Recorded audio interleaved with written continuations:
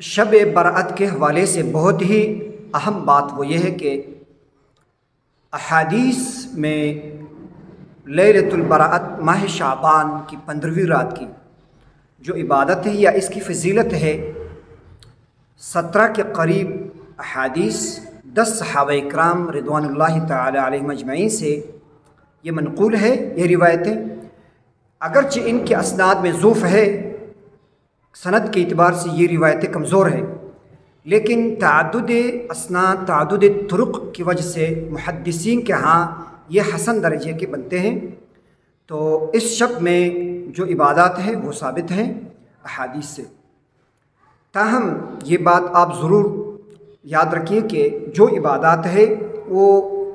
مستحب درجہ کی ہے، نمبر 1۔ نمبر 2 یہ کہ رات کو قیام کرنا، ذکر اذکار، تلاوت، نفل، یہ مستحب درجہ کی ہے، آپ کر سکتے ہیں، کوئی خاص شکل عبادت کی نہیں ہے۔ اور دوسری بات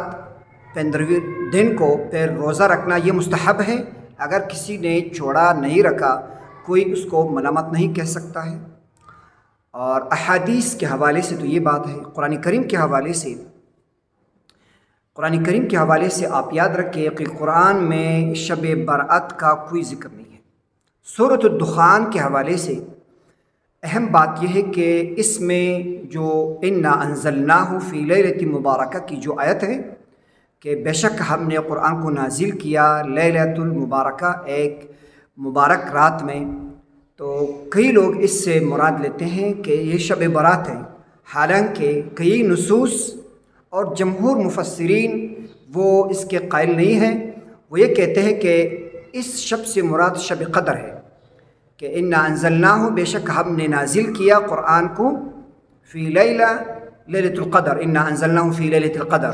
پھر اس کی یہ تفسیر ہے۔ مبارکہ خیر من الف شہر، پھر اس کی یہ تفسیر ہے کہ اس سے شب قدر مراد ہے، جیسا کہ سورۃ البقرہ میں شہر رمضان الذی انزل فیہ القرآن،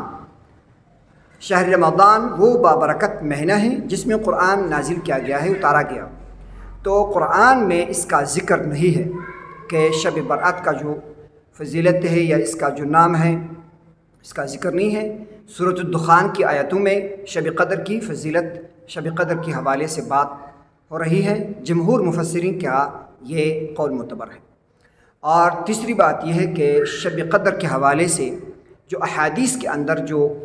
اس کی فضیلت کے حوالے سے بات ہے وہ یہ ہے کہ اللہ تعالیٰ بہت سے لوگوں کے، جتنے جیسا کہ بنو کلب کے بکریاں بہت زیادہ مشہور تھیں، تو اتنے ہی زیادہ لوگوں کی اللہ تعالیٰ مغفرت فرماتے ہیں اس رات میں۔ اور حدیث میں یہ بھی ہے کہ چند لوگ ہیں جن کے اللہ تعالیٰ مغفرت نہیں کرتے، مشرک، والدین کا نافرمان، اور اسی طرح وہ شخص جو کینہ رکھنے والا،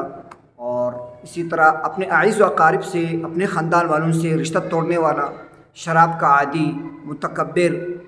اور کئی لوگ ہیں جادوگر، ساحر، ان لوگوں کے جب تک یہ توبہ نہ کرے اللہ تعالیٰ ان کی مغفرت نہیں کرتا اس شب میں۔ تو یہ بات بہت ہی اہم ہے کہ جو بھی عبادت کرنا ہے انفرادی طور پر اور مستحب درجے کے ہیں، رات کو اٹھنا اور دن کو پھر روزہ رکھنا یہ مستحب ہے۔ ایک روایت یہ ہے کہ حضور علیہ السلام اس شب جنت البقیع گئے تھے، قبرستان، تو بات یہ ہے کہ حضور علیہ السلام نے جس عمل کو جس درجے میں رکھا ہو تو ہمیں بھی اسی درجے پر رکھنا چاہیے۔ حضور علیہ السلام چپ کے گئے تھے اور تنہا گئے تھے، اور اسی طرح حضور علیہ السلام ایک ہی مرتبہ گیا ہے، تو زندگی بھر اگر کوئی ایک مرتبہ جائے قبرستان اس شب میں تو پھر ہے اس حدیث کے حوالے سے آپ جا سکتے ہیں، لیکن ایک جماعت کی شکل میں جانا اس شب قبرستان چراغاں کرنا پھر قبرستان میں، یہ ویسی لغو بات ہیں، اس کا دین سے کوئی تعلق نہیں۔ تو اللہ تعالی ہمیں ہمیشہ اپنی عبادت کی توفیق عطا فرمائے، بدعات سے اللہ تعالی ہماری حفاظت فرمائے۔